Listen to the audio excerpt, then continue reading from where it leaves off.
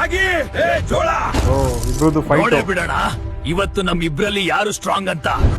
ನಾನು ಹೇಳ್ತೀನಿ ಇಬ್ರಲ್ಲಿ ಯಾರು ಸ್ಟ್ರಾಂಗ್ ಅಂತ ನೀವೇ ಕೇಳಿ. ರಾಗಿ ಮುದ್ದೆ ತಿನ್ನೋರೆಲ್ಲ ಈ ಕಡೆ ಬನ್ನಿ, ಜೋಳದ ರೊಟ್ಟಿ ತಿನ್ನೋರೆಲ್ಲ ಈ ಕಡೆ ಬನ್ನಿ. ಇದ್ರಲ್ಲಿ ಯಾವ್ದು ತುಂಬಾ ಬೆನಿಫಿಟ್ಸ್ ಇದೆ, ಯಾವ್ದು ನ್ಯೂಟ್ರಿಯೆಂಟ್ ಜಾಸ್ತಿ ಇದೆ, ನಿಮ್ಗೆ ಯಾವ್ದು ಯೂಸ್ಫುಲ್ ಅಂತ ಹೇಳ್ತೀನಿ. ವಿಡಿಯೋ ಸೇವ್ ಮಾಡ್ಕೊಳ್ಳಿ. ನೀವು ಹೆಲ್ತಿ ಅಂಡ್ ಫಿಟ್ ಆಗಿರೋದಕ್ಕೆ ಫುಡ್ ಬಗ್ಗೆ ಸೈಂಟಿಫಿಕ್ ಆಗಿ ಎಕ್ಸ್ಪ್ಲೈನ್ ಮಾಡ್ತಾ ಇರ್ತೀನಿ. ಪೇಜ್ ನ ಫಾಲೋ ಮಾಡ್ಕೊಳ್ಳಿ. One of the most nutrient dense millets ಅಂದ್ರೆ ಅದು ರಾಗಿನೇ. ಒಂಥರ ಗಾಡ್ ಗಿಫ್ಟ್ ಇದ್ದಂಗೆ ಇದು. ಹೈಯೆಸ್ಟ್ ಕ್ಯಾಲ್ಸಿಯಂ ಇರೋದ್ರಿಂದ ಇದು ನಿಮ್ಮ ಬೋನ್ ಸ್ಟ್ರೆಂತ್ ಒಳ್ಳೇದು. ಡೈಜೆಷನ್ ಚೆನ್ನಾಗೋದಕ್ಕೆ ಫೈಬರ್ ಇಂಟೇಕು ಜಾಸ್ತಿ ಐತೆ. ನಿಮ್ ಡಯಾಬಿಟಿಕ್ಸ್ ಇರ್ಲಿ ಇಲ್ಲದೆ ಇರ್ಲಿ, ನಿಮ್ಮ ಬ್ಲಡ್ ಶುಗರ್ ಲೆವೆಲ್ ನ ಕಂಟ್ರೋಲ್ ಮಾಡೋದಕ್ಕೆ ಬೆಸ್ಟ್ ಇದು. ಪ್ಲಾಂಟ್ ಪ್ರೋಟೀನ್ ಅಲ್ಲಿ ಜಾಸ್ತಿ ಆಗಿದ್ದು, ಲೋ ಲೆವೆಲ್ ಗ್ಲೈಸಮಿಸ್ ಇಂಡೆಕ್ಸ್ ಅಲ್ಲಿ ಇರೋದ್ರಿಂದ ಫ್ಯಾಟ್ ಲಾಸ್ ಈಸಿ ಆಗುತ್ತೆ. ಇದರಲ್ಲಿ ಐರನ್ ಮತ್ತೆ ಆಂಟಿ ಆಕ್ಸಿಡೆಂಟ್ಸ್ ಜಾಸ್ತಿ ಇದೆ. ಜೋಳದ ರೊಟ್ಟಿ ಅಂತ ಬಂದಾಗ ಇದು ಹೈ ಕಾರ್ಬೋಹೈಡ್ರೇಟ್ ಆಗಿದ್ದು, ಲೆಸ್ ಪ್ರೋಟೀನ್, ಲೆಸ್ ಫೈಬರ್ ಮತ್ತೆ ಕಡಿಮೆ ಮೈಕ್ರೋ ನ್ಯೂಟ್ರಿಯೆಂಟ್ಸ್ ಇರುತ್ತೆ. ಇದರಲ್ಲಿ ಗ್ಲೈಸಮಿಕ್ಸ್ ಇಂಡೆಕ್ಸ್ ಹೈ ಇರೋದ್ರಿಂದ ಬ್ಲಡ್ ಶುಗರ್ ಲೆವೆಲ್ ತುಂಬಾ ಈಸಿಯಾಗಿ ಸ್ಪೈಕ್ ಆಗ್ಬಿಡುತ್ತೆ. ಬಟ್ ಆದ್ರೆ ಬೆಸ್ಟ್ ಆಪ್ಷನ್ ಇದು ಪ್ರೀ ವರ್ಕೌಟ್ ಆಗಿ. ನ್ಯೂಟ್ರಿಯೆಂಟ್ಸ್ ಎಲ್ಲ ಜಾಸ್ತಿ ಇದ್ದು ಓವರ್ ಆಲ್ ಹೆಲ್ತ್ ಗೆ ಒಳ್ಳೇದಾಗಬೇಕು ಅಂದ್ರೆ ರಾಗಿ ವಿನ್ ಆಗುತ್ತೆ.